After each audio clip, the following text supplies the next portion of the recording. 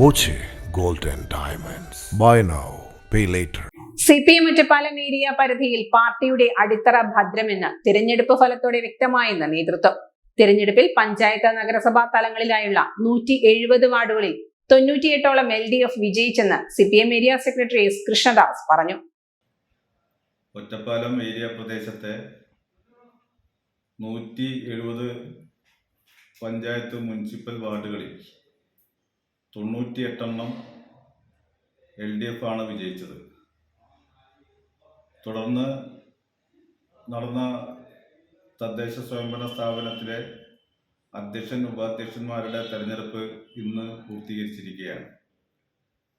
5 പഞ്ചായത്തിലും 2 മുനിസിപ്പാലിറ്റികളിലും അധ്യക്ഷന്മാരും ഉപാധ്യക്ഷന്മാരും LDFന്റെ ആളുകളാണ് എന്നാണ് ഈ ഒറ്റപ്പാലം ഏരിയയുടെ ഒരു പ്രത്യേകത.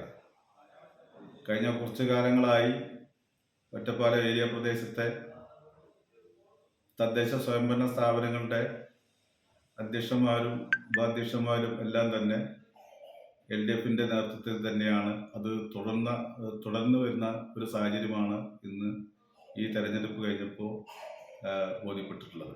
ഒറ്റപ്പാലം ഏരിയയിലെ 2 നഗരസഭയിലും 5 പഞ്ചായത്തുകളിലും ഭരണം പാർട്ടിക്കാണ്.